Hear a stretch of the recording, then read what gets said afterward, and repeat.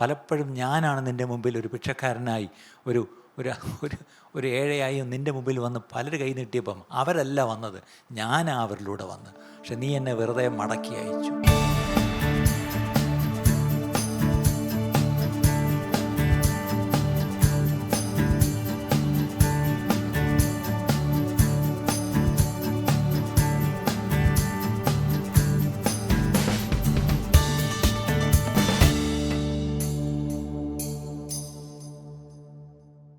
കുറിവാക്യമായിട്ടൊരു വാക്യം നമുക്ക് വായിക്കാം. ഐസയ 40:31. യെശയ്യാവ് 40-ാം അധ്യായം 31-ാം വാക്യം. യെശയ്യാവ് 40-ാം അധ്യായം 31-ാം വാക്യം പരിചിതമായ വാക്യമാണ്. യഹോവയെ കാത്തിരിക്കുന്നവർ ശക്തിയെ പുതുക്കും, അവർ കഴുകന്മാരെ പോലെ ചിറകടിച്ച് കയറും. അവർ തളർന്നു പോകാതെ ഓടുകയും ക്ഷീണിച്ചു പോകാതെ നടക്കുകയും ചെയ്യും. ശക്തിയെ പുതുക്കും. ആരാണ്? കർത്താവിനെ കാത്തിരിക്കുന്നത്. They that wait on the Lord shall renew the strength. അവർ ശക്തിയെ പുതുക്കും. അവർ കഴുകന്മാരെ പോലെ ചിറകടിച്ച് കയറും. കഴുകൻ, അവിടെ ഒരു കഴുകൻ എന്നൊരു പക്ഷിയെ പറ്റിയാണ് പറയുന്നത്. അവർ തളർന്നു പോവുകയില്ല, അവർ ക്ഷീണിച്ചു പോവുകയില്ല, അവർ ഓടുകയും നടക്കുകയൊക്കെ ചെയ്യും, അവർ ആക്റ്റീവായിരിക്കും.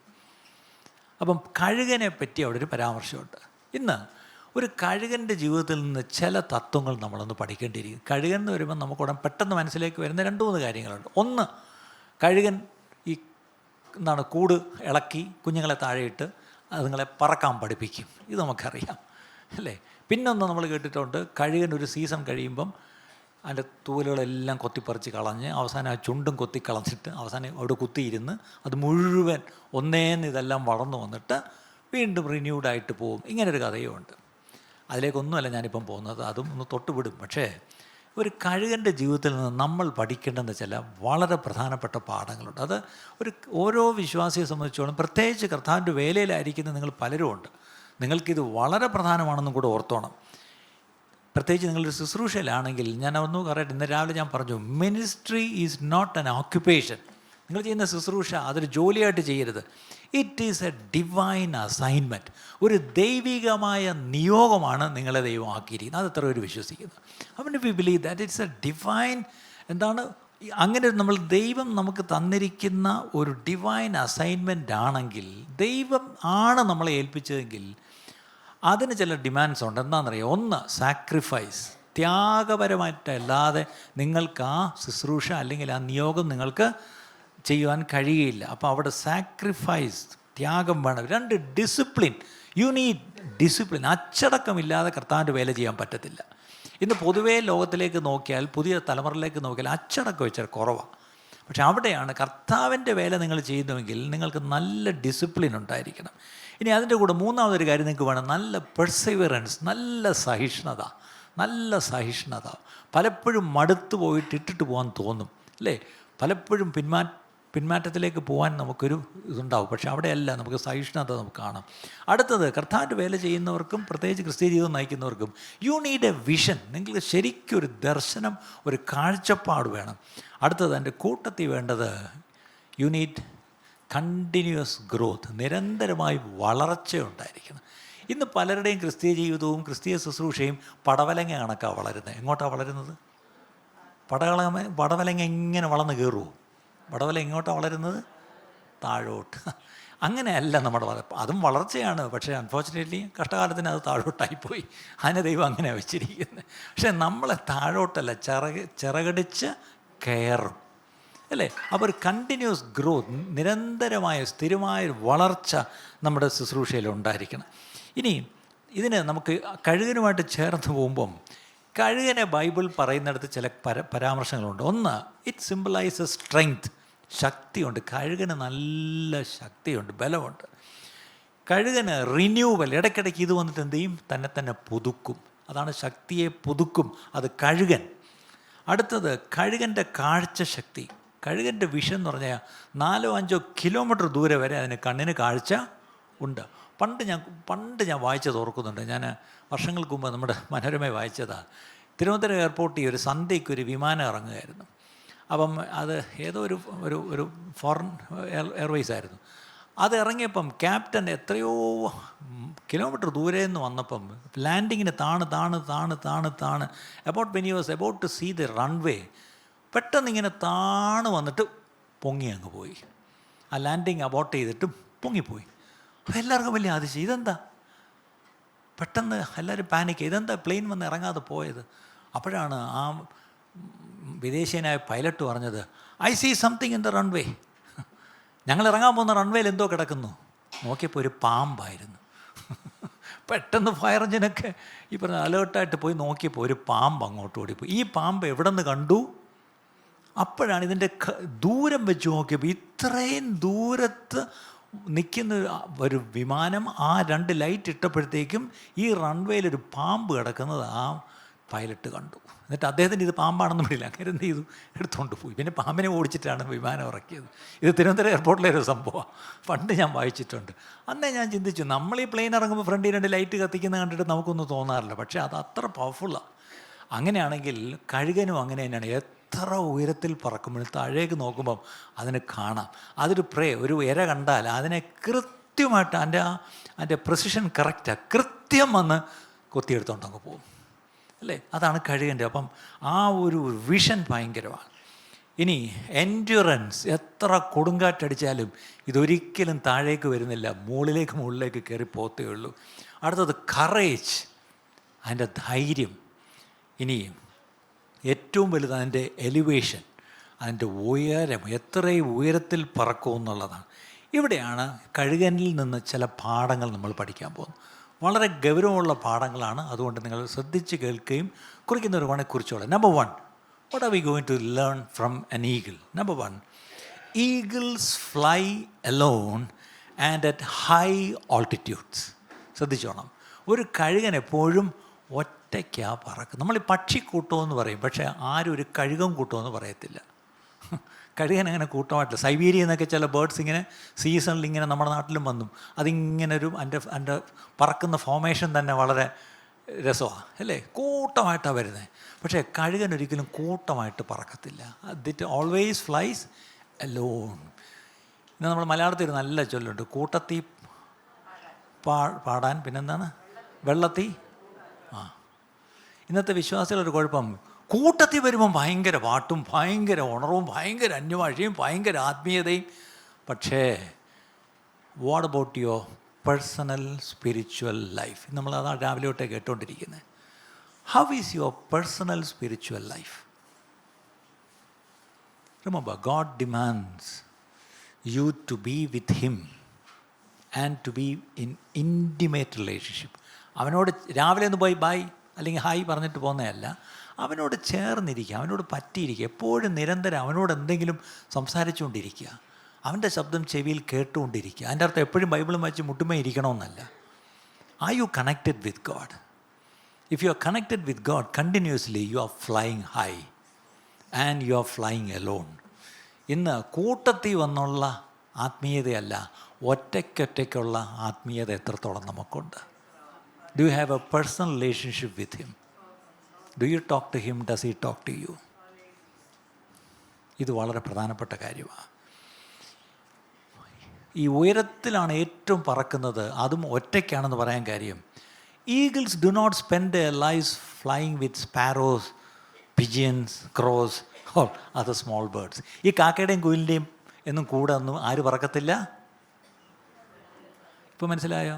നമ്മുടെ വീടിൻ്റെ മറ്റേ തോന്നി വന്നിരിക്കുന്ന എന്തൊരു പ്രാവ്, അതിൻ്റെ കൂടെ ഇത് പറക്കുമോ? ഈഗിൾ പറക്കും, കഴുകൻ പറക്കുമോ? ഇല്ല. ഈ നമ്മുടെ നാട്ടിൽ ഉള്ളതാണല്ലോ കാക്കയെ കൂടെ ഇവിടെ. ഈ കഴുകന് ആ പാർട്ടികളുമായിട്ടൊന്നും ഒരു ബന്ധവുമില്ല. അതൊക്കെ ഇവിടെ കിടന്ന് കറങ്ങുമ്പം അല്ലേ, നിങ്ങളുടെ മറ്റേ അയ്യോ കാക്കയെ പറ്റിച്ചോ എന്ന് പറഞ്ഞ് കൊത്തിപ്പറിക്കാൻ നിൽക്കുമ്പം, കഴുകൻ നിങ്ങളുടെ നെയ്യപ്പം തട്ടിപ്പറിക്കാനല്ല നിൽക്കുന്നത്. കഴുകൻ ഏറ്റവും ഉയരത്തിലാണ്. ഇറ്റ് ഓൾവേസ് ഫ്ലൈസ് ഹൈ അല്ലേ? അപ്പോൾ ഇതിനകത്തുനിന്ന് അതിൻ്റെ ഹൈറ്റ് നോക്കുകയാണെങ്കിൽ other birds cannot even survive that altitude. അത്രയും ഉയരത്തിൽ ഒരു കാക്കയ്ക്കൊന്നും പറന്ന് കയറുന്നതിന് ചിന്തിക്കാൻ പറ്റത്തില്ല. ഈ പ്രത്യേകിച്ച് എമിറേറ്റ്സിൽ നിങ്ങളിപ്പോൾ ഇന്നലെ ഫ്ലൈ ചെയ്ത് വന്നല്ലോ, അത് ഈ ഫ്ലൈ ചെയ്യുന്നവർക്കറിയാം. ഇവിടെ ദുബായ് വരെ പോകുന്ന ഒരു എമിറേറ്റ്സിൻ്റെ ഒരു എയർക്രാഫ്റ്റ്, എൻ്റെ ഓർമ്മ ശരിയാണെങ്കിൽ ബോയിങ് 777 എന്നൊരു സാധനമാണ്. സാമാന്യം വലിയൊരു ഫ്ലൈറ്റാണ്. അത് പോകുന്ന ഒരു 34,000-36,000 അടി ഉയരത്തിൽ പോവും. ടർബുലൻസൊക്കെ കാണും. പക്ഷേ അവിടെ നിന്ന് UAE ഇറങ്ങിയിട്ട് ദുബായിൽ ഇറങ്ങിയിട്ട് അവിടെ നിന്നൊരു യൂറോപ്പിലേക്കോ US ഉള്ള ഡയറക്റ്റ് ഫ്ലൈറ്റ്സ് അടുത്തത് എമിറേറ്റ്സ് പോകാൻ, അത് എയർബസിൻ്റെ ഒരു A380 എന്നൊരു സാധനമാണ്, ഡബിൾ ഡക്കറാണ്, ഫുൾ 2 നില. അത് പോകുമ്പോൾ ശ്രദ്ധിച്ചോണം, അത് വലിയ കുലുക്കവും ചാട്ടവും ഇല്ല, അത് പതുക്കെ പതുക്കെ പതുക്കെ പതുക്കെ പതുക്കെ കയറി കയറി കയറി കയറി 42,000 44,000 അടി മുകളിലാണ് പോകുന്നത്. അത്രയും ഉയരത്തിൽ പോകുമ്പം ഒന്നാമത് ഒരു കുലുക്കവും സാധാരണ അനുഭവിക്കാറില്ല, വലിയ ശബ്ദവും ഇല്ല, ഒന്നുമില്ല. ഈ ബിഗ് പ്ലെയിൻസ് അല്ലേ, അത് അത്രയും ഹൈ ഓൾട്ടിറ്റ്യൂഡിൽ പോകുമ്പോൾ അതിൻ്റെ വ്യത്യാസമുണ്ട്. പക്ഷെ താഴെ പോകുന്നതിനൊക്കെ ടർബുലൻസൊക്കെ അത്യാവശ്യമുണ്ട്. മറ്റെല്ലാ പക്ഷികളും ഒരു ലെവലിൽ കിടന്ന് ഇവിടെ പറക്കുമ്പം കഴുകൻ ആ ലെവലിൽ പറക്കുന്നില്ല, അതിനൊക്കെ ഒത്തിരി ഉയരത്തിലാണ് പറക്കുന്നത്. പ്രിയ ദൈവമക്കളെ, എന്നെയും നിങ്ങളെയും അങ്ങനെ ഉയരത്തിൽ പറക്കാനാണ് ദൈവം ആഗ്രഹിക്കുന്നത്. അവനോടൊപ്പം ചേർന്ന് പറക്കാനാണ് അവൻ്റെ, അല്ലെങ്കിൽ വേറൊരു നല്ലൊരു പ്രിൻസിപ്പിൾ ഞാൻ അതിൽ പറയാം.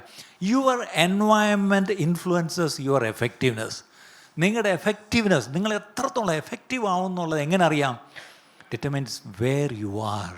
നിങ്ങളുടെ എൻവയൺമെൻറ്റ്, നിങ്ങൾ ഉയരത്തിൽ അല്ലേ കർത്താവിനോട് ചേർന്ന് നിങ്ങൾ ജീവിക്കുകയും ശുശ്രൂഷിക്കുകയും പറക്കുകയും ചെയ്യുകയാണെങ്കിൽ അത് നിങ്ങളെ എഫക്റ്റീവാക്കും.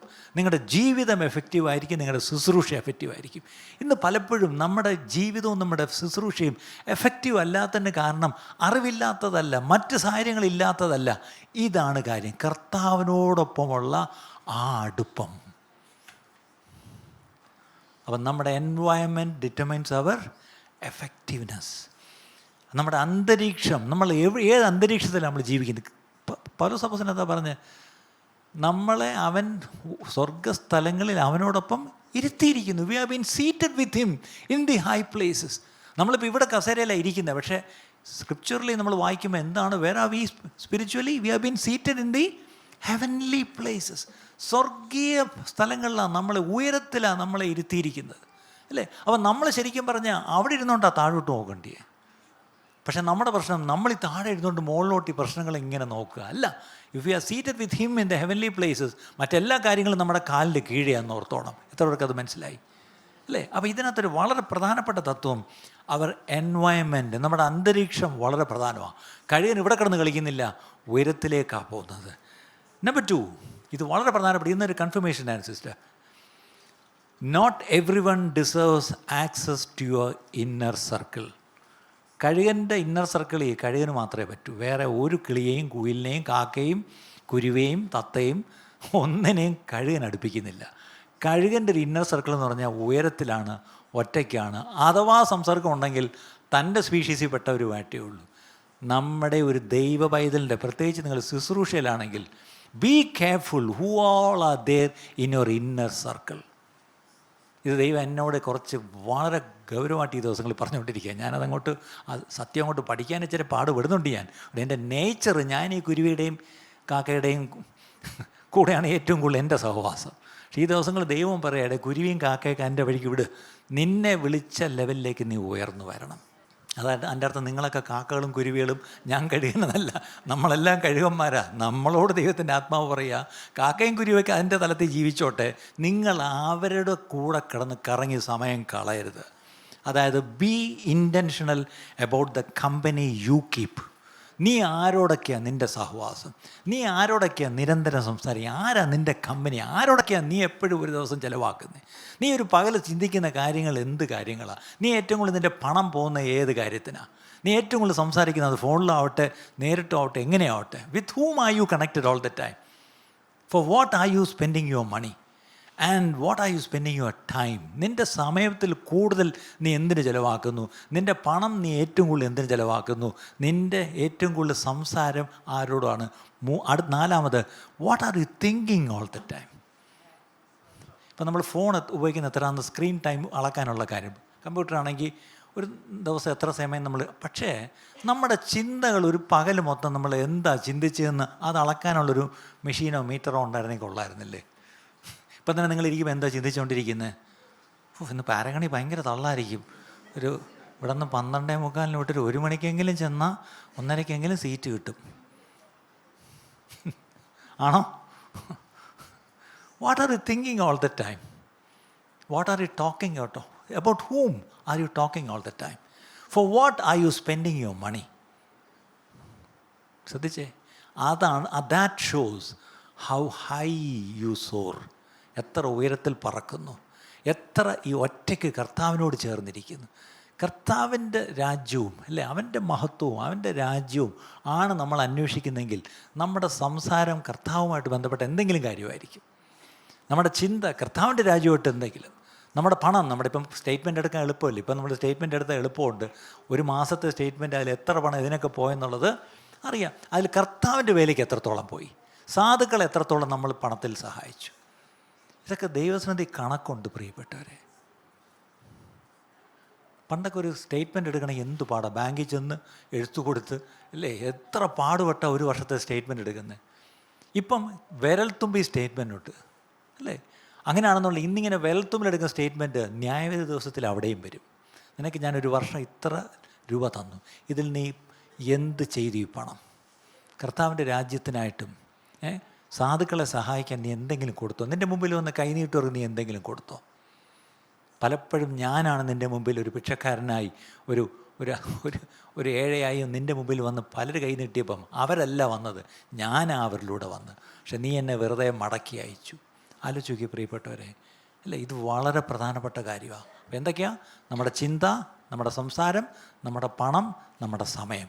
ഇത് നാലും are the point. Be very intentional with whom you keep company. Be very intentional with whom you communicate all the time. Be very intentional about how you spend your money. And be very intentional how you spend your time. നിങ്ങളുടെ സമയം എന്തിനു ചെലവഴിക്കുന്നു എന്നുള്ളത്. അടുത്തത്, avoid people who constantly discourage your vision. ദൈവം നിങ്ങൾക്കൊരു ദർശനം തന്നിട്ടുണ്ടെങ്കിൽ ആ ദർശനത്തിൽ നിന്ന് നിങ്ങളെ പിന്തിരിപ്പിക്കുന്ന, നിങ്ങളെ ഈ പറഞ്ഞ ഡിസ്കറേജ് ചെയ്യുന്ന അങ്ങനെയുള്ളവരെ പതുക്കെ അങ്ങ് ഒഴിവാക്കിയേക്കണം. എനിക്കിതിനോട് ചേർന്നൊരു നല്ല ഒരു അനുഭവകഥ പറയണമെന്നുണ്ട്. പക്ഷേ എനിക്കത് പറയാനുള്ള ചെറിയൊരു ബുദ്ധിമുട്ട്. ഓൺലൈനിൽ ഞാൻ ഈ പറയുന്ന ആൾക്കാർ പിന്നെ എപ്പോഴെങ്കിലും എന്നെ കാണും. പിന്നെ എപ്പോഴേലും എടാ എന്നാലും നീ എൻ്റെ കാര്യം വിളിച്ച് പറഞ്ഞല്ലോടാ എന്ന് പറയും. അതുകൊണ്ടാണ് ഇത് ചെറിയ പ്രശ്നം. എങ്കിലും അങ്ങ് പറഞ്ഞേക്കാം. ഞാൻ 2023 ഞാൻ ഈ പറഞ്ഞല്ലോ ആദ്യമായിട്ട് ഞാനൊന്ന് അമേരിക്കയിൽ പോയി. ഒരു മാസമേ ഉള്ളായിരുന്നു. അപ്പം ഞാൻ പോയപ്പം ഒരാഴ്ചയോളം ഞാൻ ന്യൂയോർക്കിൽ താമസിച്ചു. അപ്പം ന്യൂയോർക്കിൽ ഞാൻ താമസിച്ചത് ഡൗൺ ടൗണിലല്ല, വെച്ചാൽ സബർബ്സിൽ. ഇറ്റ്സ് എ ബ്യൂട്ടിഫുൾ പ്ലേസ്, നല്ലൊരു സ്ഥലം. അപ്പോൾ അവിടെ താമസിച്ചപ്പം ഒരാഴ്ച കഴിഞ്ഞിട്ട് ഞാൻ ഐ വാസ് എൻജോയിങ് ആക്ച്വലി അവിടുത്തെ ആ സ്ഥലം. അതിനെനിക്ക് അവിടെ നിന്ന് പോകാനുള്ള സമയമായി. അപ്പോഴാണ് ഞാൻ ആലോചിച്ചത്, എടാ ഈ ന്യൂയോർക്കിൽ വന്നിട്ട് ഈ കാണേണ്ട സ്ഥലങ്ങളൊന്നും ന്യൂയോർക്കിൽ കണ്ടില്ലല്ലോ. അവിടെ കാണേണ്ട ഒത്തിരി സ്റ്റാച്യു ഓഫ് ലിബർട്ടി കാണണം, മറ്റേ എന്താണ് കുറേ മാൻഹാട്ടൻ സ്ട്രീറ്റ് കാണണം, അവിടുത്തെ കുറേ കാര്യങ്ങളൊക്കെ കാണണം. അപ്പോൾ ഞാൻ താമസിക്കുന്ന വീട്ടിലെ പുള്ളിയാണെങ്കിൽ ഭയങ്കര തിരക്ക്, എന്നെ കൊണ്ടുപോയി കാണിക്കാനുള്ള നേരവും ഇല്ല. അവസാനം എന്നോട് ചോദിച്ചു, എന്നെ അണ്ണാന്നാണ് പുള്ളി വിളിക്കുന്നത്. അണ്ണാ നാളെ അണ്ണൻ ഫ്രീ അല്ലേ? ഞാൻ പറഞ്ഞു അതെ. അണ്ണാ നാളെ ന്യൂയോർക്കിലോട്ട് ഡൗൺ ടൗൺ ഒന്ന് പോകുന്നത്. ഞാൻ പറഞ്ഞു പോവാം. അണ്ണാ ഞാൻ കൃത്യമായിട്ട് ഞാൻ ഏത് ട്രെയിൻ എടുക്കണം, പിന്നെ ഏത് ട്രെയിൻ മാറണം, പിന്നെ ഇതെല്ലാം എഴുതി മാപ്പ് വരച്ച് ഞാൻ പ്രിൻ്റ് ഔട്ട് എടുത്ത് കൈ തരാം. പോകാൻ ധൈര്യമാണ്. ഞാൻ പറഞ്ഞു പിന്നെന്താ പോവാം. ഓക്കെ. ആ നല്ലൊരു അന്ന് പകലത്തേക്കൊരു നല്ല ചാർട്ടുണ്ടാക്കി ഇവിടെ നിന്ന് ഏത് ട്രെയിനിൽ കയറണം, അവിടെ നിന്ന് പിന്നെ അടുത്ത ഏത് ട്രെയിൻ കയറണം, പിന്നെ ഇവിടെ നിന്ന് എങ്ങോട്ട് നടക്കണം, എങ്ങോട്ട് തിരിയണം, എല്ലാം എഴുതി പ്രിൻ്റ് ഔട്ട് എടുത്ത് എൻ്റെ കൈ തന്നു. ഞാനൊരു ബാഗ് എടുത്ത് അതിനകത്തൊരു കുടയും വെച്ച് ഈ പറഞ്ഞ ഫോണും കയ്യിലുണ്ടല്ലോ, കുപ്പി വെള്ളവും കുടിക്കാനെടുത്ത് സ്നാക്സ് ഏതാണ്ടൊരു കഴിക്കൊക്കെ എടുത്ത് ഞാൻ രാവിലെ ട്രെയിനിൽ കയറി പോവാണ്. പോയി നേരെ ഗ്രാൻഡ് സെൻട്രൽ സ്റ്റേഷനിൽ പോയി ഇറങ്ങി. നല്ല മഴ. അവിടുന്ന് പുറത്തോട്ട് ഇറങ്ങിയപ്പം സ്റ്റാച്യു ഓഫ് ലിബർട്ടി കാണാം. അതൊരു ബോട്ടിൽ പോകണം, പക്ഷേ ഭയങ്കര മഴ. ഞാൻ വിളിച്ച് ബോറ് പോട്ടെ, ഇതിവിടെ നിന്ന് കണ്ടാൽ മതി, അടുത്ത് പോയി കാണേണ്ട ആവശ്യമില്ല. അടുത്ത ആരും ചോദിച്ചു, ഞാൻ അടുത്ത സ്ഥലം എന്താ? ഗ്രൗണ്ട് സീറോ, മറ്റേ ട്വിൻ ടവർ ഉണ്ടായിരുന്ന സ്ഥലം, അതിപ്പം താഴെയായി, അവിടെ പോയി കാണാം. അത് നടക്കാനുള്ള ദൂരമാണ്. അപ്പം ഞാൻ വിചാരിച്ച് നടക്കാം. അപ്പം ഞാൻ ഭയങ്കര സന്തോഷമായിട്ട് ന്യൂയോർക്കിൻ്റെ തെരുവീതിയിലൂടെ അങ്ങനെ ഒരു പാവ ഉപദേശി ഇങ്ങനെ നടക്കുകയാണ്. അപ്പോൾ എനിക്കൊരു സന്തോഷം. അവസാനം ഞാനും അമേരിക്ക വന്നല്ലേ. ഞാനീ പാസ്റ്റർമാരൊക്കെ അമേരിക്കയിൽ പോകുന്നത് കണ്ടിട്ടുണ്ട്, പക്ഷേ ഒരിക്കലും നമുക്കൊന്നും പോകാനുള്ള യോഗമൊന്നും ഉണ്ടെന്ന് തോന്നിയില്ല. അങ്ങനെ ഞാൻ നടന്നു പോയപ്പം എന്നെ ഏറ്റവും സ്നേഹിക്കുന്ന എൻ്റെ ഒരു സിസ്റ്റർ, എൻ്റെ ഒരു അമ്മാമ്മ, മറ്റൊരു സ്റ്റേറ്റിൽ നിന്ന് എന്നെ വിളിക്കുന്നു, മോനെ നീ എവിടാ? അപ്പം ഞാൻ പറഞ്ഞു, അമ്മാമ്മ ഞാനിപ്പം ഗ്രാൻഡ് സെൻട്രൽ സ്റ്റേഷനിൽ ഇറങ്ങി, ഞാൻ ഗ്രൗണ്ട് സീറോയിൽ. നിൻ്റെ കൂടെ ആരുണ്ട്? ഞാൻ പറഞ്ഞു എൻ്റെ മോനെ അത് ന്യൂയോർക്കാടാ. ഇവിടെ അമ്മമാർ തട്ടിപ്പറിച്ചുകൊണ്ട് പോകും, നിൻ്റെ ഫോൺ പിടിച്ചു പറിച്ചുകൊണ്ട് പോകും, നിന്നെ തട്ടിയെടുത്ത് കൊണ്ട്. ഞാൻ അപ്പം നീ പെട്ടെന്ന് തിരിച്ചേറി വീട്ടിൽ പോയിക്കോ. ഞാൻ പറഞ്ഞു അമ്മാമ്മേ കുഴപ്പമില്ല, നീ ആദ്യമായിട്ടല്ലയോ, നീ തിരിച്ച് കയറിപ്പോ, വീട്ടിൽ കയറിപ്പോ. നിന്നെ ആരടാ ഇങ്ങനെ പറഞ്ഞിങ്ങനെ ഒറ്റയ്ക്ക് ഇറക്കി വിട്ട്? എൻ്റെ ദൈവം, ഞാൻ ഇപ്പോഴേലും വിളിച്ചാൽ നന്നായില്ലേ? ഞാൻ പറഞ്ഞു, അമ്മാമ്മ കുഴപ്പമില്ല, ഐ എം ഓക്കെ.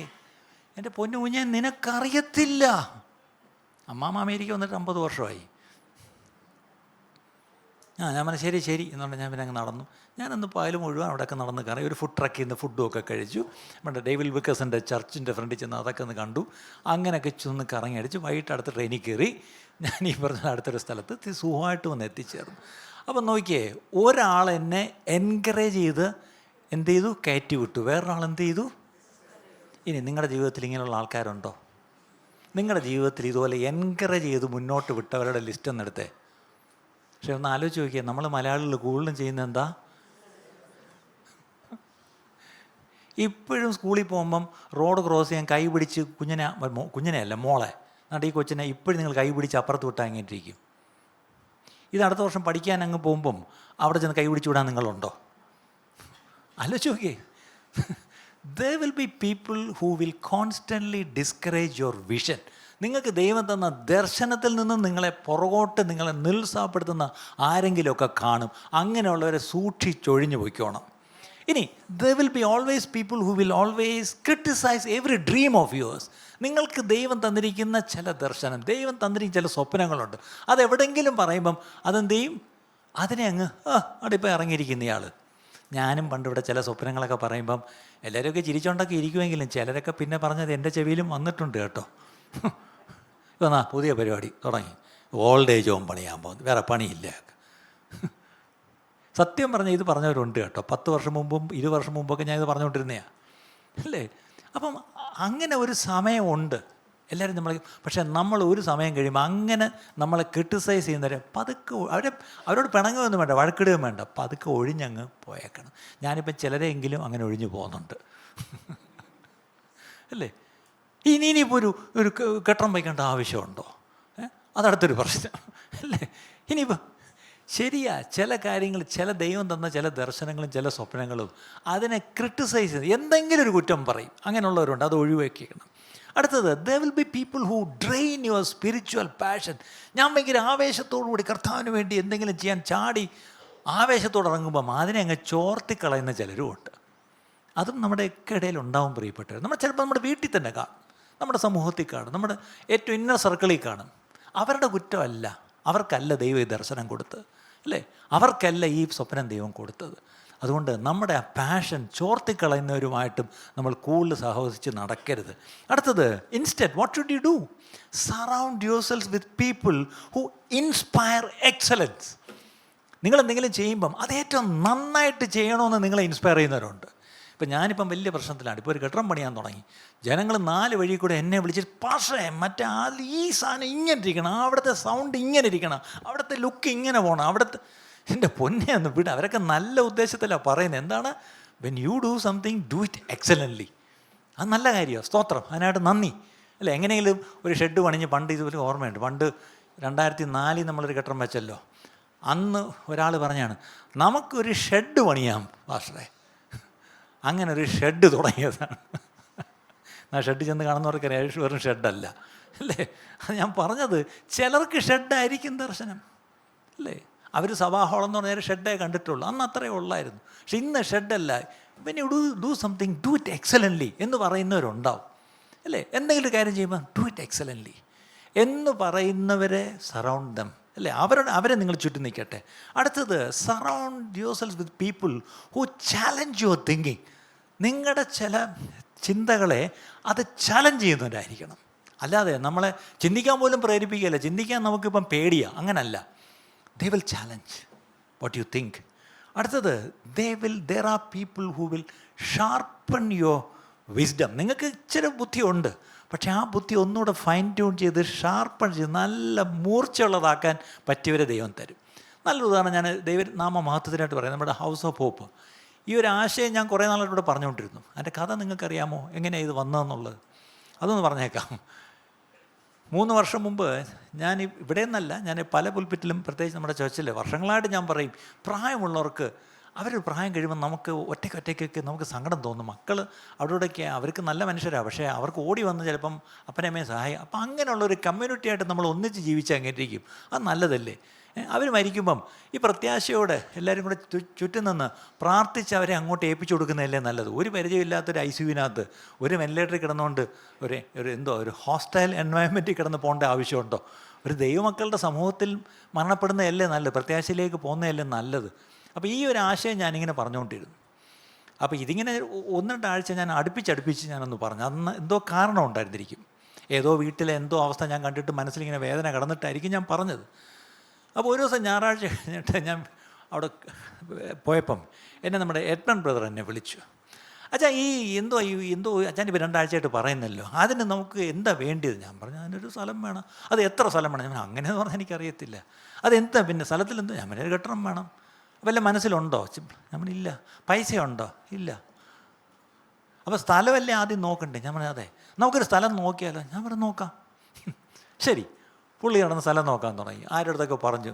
അടുത്ത ദിവസം വീണ്ടും വിളിക്കുക, അച്ഛാ ഒരു സ്ഥലം കണ്ടിട്ടുണ്ട്. എവിടെ? അത് മറ്റേ കുറ്റ്യാണിക്ക് അവിടെ ഒരു മുകളിലോട്ട് പോകുന്നുണ്ട്, നല്ല മല, നല്ലൊരു സ്ഥലം. പോകാൻ നോക്ക് വൈകിട്ട് കാണാൻ. ഞാനും വൈകിട്ട് പോയി. ആരൊക്കെ എൻ്റെ കൂടെ ഉണ്ടായിരുന്നു. ചിലപ്പോൾ നല്ല രസമുണ്ട്. ആ മണ്ടയിൽ നിന്ന് അങ്ങോട്ട് നോക്കിയാൽ കടപ്പുറത്ത് ബോട്ട് പോകുന്ന ലൈറ്റ് കാണാം, ബോട്ടിൻ്റെ ലൈറ്റ് കാണാം. എനിക്കത് ഇഷ്ടപ്പെട്ടു. അങ്ങോട്ട് നോക്കിയാൽ നെടുമങ്ങാട് സൈഡിലോട്ട് നോക്കിയാൽ മലകൾ കാണാം, മൂക്കുന്നി മലയൊക്കെ കാണാം. ഞാൻ നോക്കിയപ്പോൾ ദൈവമേ, ഇത് നല്ല ഒന്നാന്തരം സ്ഥലം. അങ്ങോട്ട് നോക്കിയാൽ കടൽ, ഇങ്ങോട്ട് നോക്കിയാൽ മല, ഇത്രയും നല്ലൊരു സ്ഥലം.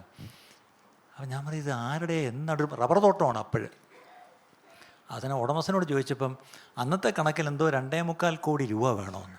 2.25 കോ എന്ന് കേട്ടത് നമ്മൾ നേരെ മല ഇറങ്ങി താഴെ വന്ന് കറി വീട്ടിൽ പോയി. സംഗതി കൊള്ളാം, അന്ന മണ്ടയിൽ നിന്ന് കപ്പൽ കാണാൻ കൊള്ളാം. പക്ഷേ 2.25 കോടി എന്ന് പറഞ്ഞപ്പോഴത്തേക്കും നമ്മൾ സ്ഥലം വിട്ടു. അത് എനിക്ക് തോന്നുന്നൊരു 1.5-3 ഏക്കറാണ് ചേട്ടാനിമ്മ 2 അല്ല ഈ 1.5 നോക്കാൻ പോയിരിക്കുന്നത്. അടുത്ത് വേണേൽ കിട്ടുമെന്ന്. ഈ 1.5 2.25 കോ ഇത് പറഞ്ഞാൽ നമ്മൾ താഴെ വന്ന് വീട്ടിൽ വന്നു. പിന്നെ എഡ്മണ്ട് വിളിക്കുന്നത്, പക്ഷേ എന്തായി? ഞാൻ പറഞ്ഞു എൻ്റെ എഡ്മണ്ട് നമ്മുടെ പൈസയൊന്നുമില്ല, പിന്നെ എങ്ങനെ സ്ഥലം നോക്കുന്നത്? പിന്നെയും പാവ എഡ്മണ്ട് ഒരു സ്ഥലം കൂടെ കൊണ്ട് കാണിച്ചു. വേറ്റിനാടിനപ്പുറത്ത് MC കഴിഞ്ഞ് വലത്തോട്ട് കയറി മേളിലോട്ട് പോയി ഒരു കാട്ടുമുക്കി ചെന്ന് അവിടെയും ചെന്ന് കണ്ടു. അവിടെ മനുഷ്യനും മാഞ്ചാതിയും ഒന്നും ഇല്ലാത്തൊരു സ്ഥലമാണ്. അവിടെയും ചെന്ന് കണ്ടപ്പോൾ സംഗതിയൊക്കെ കൊള്ളാം. പക്ഷെ പ്രശ്നം നമ്മുടെ കയ്യിൽ ഇതില്ലല്ലോ. അവസാനം തിരിച്ചു വന്ന്. അങ്ങനെ ഇരിക്കുമ്പം ആ ആഴ്ചയിൽ തന്നെ ദുബായിൽ നിന്നൊരു അങ്കിൾ വിളിക്കുന്നു, പാസ്റ്ററെ ഞാനൊരു കാര്യം കേട്ട്. ഞാൻ പറഞ്ഞു എന്തുവാ? പാസ്റ്റർ ഇങ്ങനൊരു കാര്യം പ്രസംഗത്തിൽ പറയുന്നത് കേട്ട്. ഞാൻ പറഞ്ഞു അതെ, അതിന് സ്ഥലം വല്ലതും ആയോ? ഞാൻ പറഞ്ഞു സ്ഥലം പോയൊക്കെ കണ്ടു, വല്ലതും ആയോ? ഞാൻ പറഞ്ഞൊന്നും ആയില്ല. അതെന്തുവാ അത് വേണ്ടിയേ? ഞാൻ പറഞ്ഞു അല്ല, അത് സ്ഥലം പിന്നെ കെട്ടണം. അതിന് എത്ര സ്ഥലം വേണം? ഞാൻ പറഞ്ഞു അങ്ങനെയൊന്നും ചിന്തിച്ചിട്ടില്ല. No one has sharpen my vision. ഒരു 2 ഏക്കർ ഉണ്ടെങ്കിൽ നടക്കുമോ? ഞാൻ പറഞ്ഞു 2 ഏക്കറോ? നടക്കും. അപ്പം എൻ്റെ പേര് ഇദ്ദേഹം തിരുവല്ലയുള്ള ഒരു അങ്കിളാണ്. അപ്പം തിരുവല്ലയിൽ എങ്ങോട്ടുള്ള സ്ഥലമാണ്. പിന്നെയും വിചാരിച്ച് പുള്ളി പാവം നമ്മളുള്ള സ്നേഹം കൊണ്ടല്ലേ പറഞ്ഞ് നമ്മൾ പുള്ളിയെ നിരാശപ്പെടുത്തണ്ട, ഒന്ന് കേട്ടേക്കാം. ഞാൻ പറഞ്ഞത് എവിടെ അങ്കിളെ സ്ഥലം? തിരുവനന്തപുരത്ത്. ഞാൻ പറഞ്ഞു തിരുവനന്തപുരത്തോ? ഞാൻ തിരുവനന്തപുരത്ത് എവിടെ? പോത്തങ്കോട്ട്. ഓക്കെ, അടുത്ത എൻ്റെ. അപ്പം ഞാൻ 2 ഏക്കർ സ്ഥലത്തിന് ഞങ്ങൾ എന്തുവാ തരണ്ടേ? അത് 2 ഏക്കർ പറ്റുമോ? ഞാൻ പറഞ്ഞു പറ്റാതിരിക്കത്തില്ല, പറ്റും. ഞാൻ പറഞ്ഞു എത്ര അങ്കിളെ തരണ്ടേ ഇതിന്? എത്ര വില? ആ പുള്ളി പിന്നെയും പറയാം അതങ്ങ് എടുത്തോ. ഞാൻ പറഞ്ഞു അത് എടുക്കാം, പക്ഷേ എത്ര വില തരണ്ടിയേ? അങ്ങ് എടുത്തോന്ന്. ഞാൻ പറഞ്ഞു പിന്നെയും എത്ര വില തരണ്ടിയേ? അവസാനം മോശയോട് യഹോവ കോപിച്ചു എന്ന് പറഞ്ഞ പോലെ അവസാനം അങ്കിൾ പറഞ്ഞ് എൻ്റെ പൊന്നു പാസ്റ്ററെ അതങ്ങ് എടുത്തോ, ഒന്നും തരണ്ട, അന്ന് പോയി കാണാം. അടുത്ത ദിവസം തന്നെ പോയി ആ സ്ഥലം പോയി കണ്ടു. അവിടെയാണ് നമുക്ക് ഇനി ഹൗസ് ഓഫ് പോപ്പ് പണിഞ്ഞു വരുന്നത്. ആ 2 ഏക്കർ സ്ഥലത്തിന് ഇന്ന് ഞാനൊന്ന് തിരക്കിയപ്പോൾ 8 കോടി രൂപ വിലയുണ്ട്. നമുക്കൊരു ദർശനം ഉണ്ടെങ്കിൽ ആ ദർശനം നമ്മളെ ഡിസ്കറേജ് ചെയ്യുന്നവരും ഉണ്ടാവും. അതേസമയം ആ ദർശനത്തിൽ കൂടെ നിൽക്കുകയല്ല, നമ്മുടെ തിങ്കിങ്ങിനെ ചലഞ്ച് ചെയ്യാനും നമ്മുടെ വിഷനെ ഷാർപ്പൺ ചെയ്യാനും നമ്മുടെ എക്സലൻസിനെ അതിനെ എക്സലൻ്റ് ആക്കാനും അല്ലേ ഉള്ളവരെയും ദൈവത്തെ. ശരി, അപ്പം ശരി, ഞാൻ തിരിച്ച് വിളിച്ചു പറഞ്ഞു. ഞാൻ കണ്ടു, കൊള്ളാം, നല്ല സ്ഥലം. ഓക്കെ, അപ്പോൾ എന്ത് ചെയ്യണം? അദ്ദേഹം ദുബായിൽ നിന്ന് വന്നു, ആ സ്ഥലം നമുക്ക് എഴുതി തന്നു. അപ്പോൾ എൻ്റെ പേരിലല്ലല്ലോ എഴുതി തരേണ്ടത്, അതിനൊരു ടീം വേണ്ടേ? പെട്ടെന്ന് ദൈവം ഈ സഭയിൽ തന്നെ ഉള്ള പ്രിയപ്പെട്ടവരെ മുന്നോട്ട് കൊണ്ടുവന്നു. അവരതിൻ്റെ ഫസ്റ്റ് ട്രസ്റ്റീസായിട്ടും അതിൻ്റെ ബോർഡ് മെമ്പേഴ്സായിട്ടും അതിൽ കൺസ്ട്രക്ഷൻ്റെ ഉത്തരവാദിത്തപ്പെട്ടവർ ചിലരെ ഏറ്റു, പ്രത്യേകിച്ച് പല പണികൾക്ക് ഓരോ ഉത്തരവാദിത്തം ഏറ്റു. ദൈവകൃപയാൽ 2.5 വർഷമായി ഇതിൻ്റെ പണി നടക്കുന്നത്. കർത്താവ് അനുവദിച്ചാൽ ഈ മാസം ഒടുവിൽ അത്. അപ്പം ഞാനീ പറഞ്ഞത് ഒരു വ്യക്തിയല്ല വിഷയം.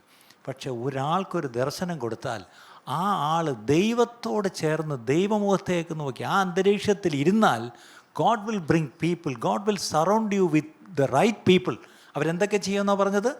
They will inspire excellence. They will challenge your thinking. They will sharpen your wisdom and they will strengthen your faith. എന്താണ്? നിങ്ങളുടെ വിശ്വാസത്തെ അവരെന്ത് ചെയ്യും? ശക്തിപ്പെടുത്തും. അപ്പം സ്ഥലം കിട്ടി. അടുത്ത പ്രശ്നം, ഇനി അടുത്ത എന്ത് ചെയ്യണം? ഒരു പടം വരച്ചൊക്കെ എല്ലാവരും എസ്റ്റിമേറ്റ് ഇട്ടപ്പം ഒരു 20 കോടി രൂപയാവും. 20 കോടിയോ? അതാ വീണ്ടും വന്നു കോ. എനിക്കാണെങ്കിൽ ഇപ്പോഴും കോടിക്ക് എത്ര പൂജ്യം ഉണ്ടെന്ന് അറിയത്തില്ല. ഇപ്പോഴും സത്യം എനിക്കറിയാം. 1,00,000 5 കോടി എത്രയാണെന്ന് എനിക്കിപ്പോഴും അറിയാം. 1-2 പൂജ്യം കൂടെ ആയിരിക്കും, എനിക്കറിയത്തില്ല. അപ്പോൾ ഈ 20 കോടി രൂപയാണ്. അതെന്ത് ചെയ്യും? അതടുത്ത പ്രശ്നം. പക്ഷെ ഇന്ന് പുറകോട്ട് ചിന്തിക്കുമ്പം കാര്യങ്ങളൊക്കെ ഇതുവരെയൊക്കെ നടന്നു. ഇതുവരെയും ദൈവം നടത്തിയെങ്കിൽ മേലാലും ദൈവം നടത്തും. ഞാനിത് ആരെയൊക്കെ ധൈര്യപ്പെടുത്താൻ വേണ്ടി, ഇവിടെ ഇരിക്കുന്നവർ മാത്രമല്ലല്ലോ, ഓൺലൈനിലും എന്നെ കേൾക്കുന്ന ഒത്തിരി പേരുണ്ട്, ആരെയൊക്കെ ധൈര്യപ്പെടുത്താൻ വേണ്ടി പറയാം. Surround your self with people who will strengthen your faith. എന്താണ്? നിങ്ങളുടെ വിശ്വാസത്തെ ശക്തിപ്പെടുത്തുന്നവരെ നിങ്ങളുടെ ചുറ്റും കൂട്ടുക. അല്ലാതെ നിങ്ങളുടെ വിശ്വാസത്തെ ചോർത്തിക്കളയുകയും നിങ്ങളുടെ വിശ്വാസത്തെ ഈ പറഞ്ഞ പോലെ കളിയാക്കുകയും അല്ലേ, അല്ലെങ്കിൽ ചിലപ്പോഴെങ്കിലും നമ്മുടെ വിശ്വാസത്തെ പരിഹസിക്കുന്നവരും ഉണ്ടാവും. പക്ഷെ അവരുടെ കൂടെ അല്ല നമ്മൾ പറക്കേണ്ടത്. നമ്മൾ കഴുകനാണെങ്കിൽ fly high and fly alone. ഈ ഒരു പോയിൻ്റ് നിങ്ങൾ മനസ്സിൽ നിന്ന് നിങ്ങളുടെ ഉള്ളിലേക്കൊന്ന് കയറട്ട് പ്രിയപ്പെട്ടവരെ, അല്ലേ? അതുകൊണ്ടാണ് സദൃശവാക്യം 13-ാം അധ്യായത്തിൻ്റെ 20-ാം വാക്യം, സദൃശവാക്യം 13:20, ജ്ഞാനികളോടുകൂടെ നടക്ക നീയും ജ്ഞാനിയാവും, ഭോഷന്മാർക്ക് കൂട്ടാളിയായവനോ വ്യസനിക്കേണ്ടി വരും.